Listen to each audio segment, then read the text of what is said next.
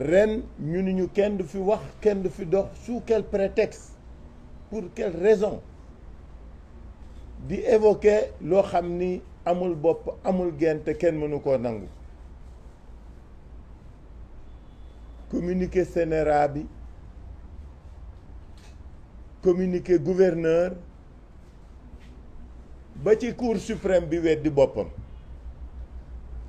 et c'est ça qui est bizarre et qui est devenu dangereux au niveau de nos juridictions. Je fais partie de ceux qui avaient continué à croire en la justice de ce pays en pensant que certaines règles kenn dootu ci dellu si parce que lu ñëpp d'accord la parce que ci même situation ci même problème su ca juridiction waxee waxaat ca su weddee boppam am nañu problème ñun ñi gëmoon ni lu nit ki wax rek ca lay dee et personne n'a compris que l'article 161 que l'article excusez-moi c'est l'article 61 puisse être un prétexte pour que ñu ni Sénégal pré-campagne dootu fi am parce que loolooy dëgg gi su ñu jàppee ci li Cour suprême décidé léegi mooy que ni à 1 mois des élections ou en tout cas d'un scrutin national kenn amatul droit dox wax daje def mais on est dans quel pays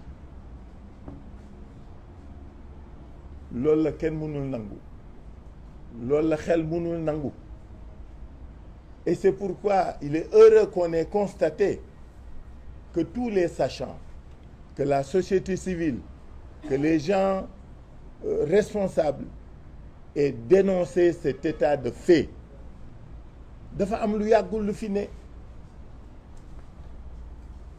le président Macky Sall élection locale yi weesu yéen ñëpp suivre ngeen ni campagne na def na tournée économique prétexte pour dem inaugurer et tout pourquoi mu waajoon dem Kolda ba muy waaj dem Kolda xanaa texte bi amu fi woon wala daf ko xamul woon wala ñi koy conseiller dañ ko xamul ce fut un stratagème pour que moom mu renoncer à sa tournée de Kolda et que sa majorité ait renoncé à son rassemblement pour jéem a naxtaal wala nax askan wi ci ñun kat lii ñu bëgg a teg ni yoon la ñun respecté nañ ko te xam nañ du yoon dama dellu si ci loolu pour ngeen xam tout ce qu'on a vécu le 17 parce que le 17 nag c'est à marquer d'une pierre blanche dans ce pays nit ñi ñàkk nañ ci seeni bakkan ñoo ngi leen di ñaanal yal na leen yàlla xare àjjan parce que nag espèce u xeex la boo xam ni dafa waroon mais surtout pour ñun jihaad la woon parce que nit ki suy xeex ngir li mu gëm suy xeex ngir li mu moom ak jaamu yàlla yam te jaamu yàlla suy xeex ngir gëm-gëmam mani su ca dee wàcc na suñu doom yooyu suñu rakk yooyu suñu jarbaat yooyu nga xam ni wàcc nañu liggéey ñoo ngi massawu seeni njaboot seeni wayjur seeni mbokk seeni xarit ils sont tombés sur le champ d'honneur fekki ña faatu woon mois de mars waaw réew mi moom xanaa sénégalais dañuy bëgg a gàtt xel de 1960 à maintenant nañu wàññi régime yi fi tegaloo ñaata yoon la am ay bakkan yu faatu ci rassemblement ngeen xool rek de 2012 à maintenant ñi bakkan yi fi rot ci ay rassemblement il faut que les gens prennent conscience de ça ce régime est intrinsèquement violent et intolérant il est meurtrier et ce n'est pas normal. Je pense que il faut que réew mi di fàttaliku parce que xam nga day toll foo xam ni dañ naan ñëpp a yam ñëpp a yamuñu donc suñu jarbaat yooyu suñu mbokk yooyu ñoo ngi massawu seeni njaboot di leen jaal di leen ñaanal yàlla xare leen àjjan.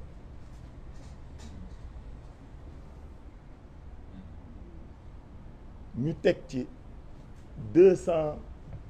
plus de 200 otages 200 otages ay nit ñoo xam ni ils n'ont eu qu'un seul tort, vouloir exercer leur droit de citoyen. lii neexuma ma génn pour wax ko ñu yenu leen pour des prétextes fallacieux priver leen de leur liberté.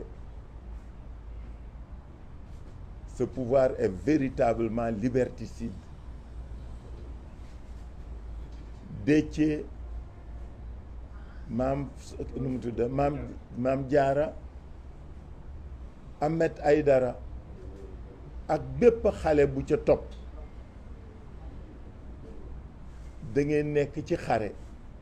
Vous êtes des modèles et des exemples dans le combat que nous menons pour défendre nos droits parce que affaire bi foofu la ñu toll suñuy àq ak suñuy yelleef la ñuy xeex. Le 8 bi ñu bàyyee ñu organiser gis ngeen na mu rafete na mu jekke coow jubul mais ñii mënuñu nangu dans ce pays que kenn def lu réussir. defe nañ ni saa yu nit ñi réussir dara rek defet la pour ñoom. ñoo xat xol ñoo tuuti xel te ñoo gaaw fàtte.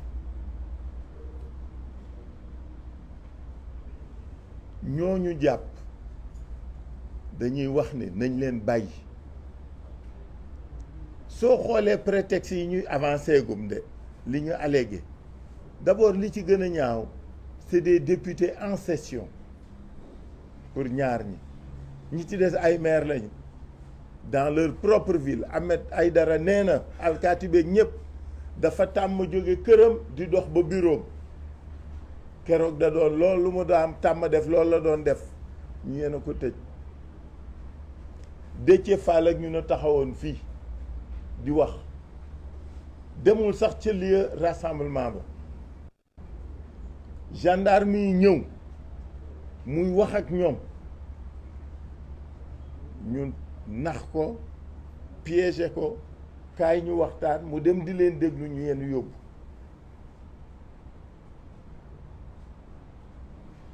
Mame Diarra Fam di seeti Barthélemy Dias ñu yenn yóbbu. xam nga façon boobu moo jekkadi moo rafetadi.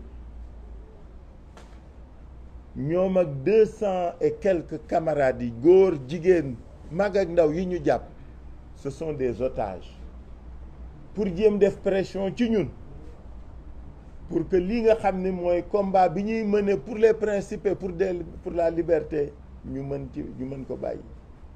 duñ ko bàyyi tey duñ ko bàyyi ëllëg parce que lu ñu gëm la. daf ñu wóor ni lii ñuy def mooy yoon lii ñuy def moom la ñu war def parce que Ablaye Bathily fàttali na ko démb barke démb nee na réew mi la lutte a toujours libéré et que tous ceux qui ont voulu s'affranchir et s'émanciper l'ont obtenu, l'ont fait par la lutte. mënuñu dëkk ci dëkk boo xam ni on va émasculer la liberté duñ ko nangu tey duñ ko nangu ëllëg. On va se battre, on continuera à se battre. Donc pour nos otages lu mu ñu jaral rek danañ ko ci def. ñeenteel bi mooy que le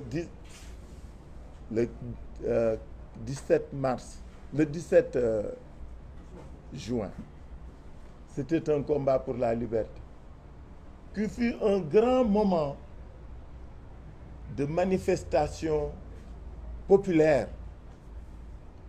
Parce qu'il faut que nit ñi ràññee dañ ni ñu du ngeen manifester ñun li ñu bëggoon mooy dem toog waxtaan ak nit ñi dem ñu xëy encercler place de la nation ca guddi ga ñu ni suñuy nit ku mën na egg place de la nation ku mënul fa nga nekk manifester fa manifester nañu wala manifester wuñu. Il est indéniable qu'on a manifesté.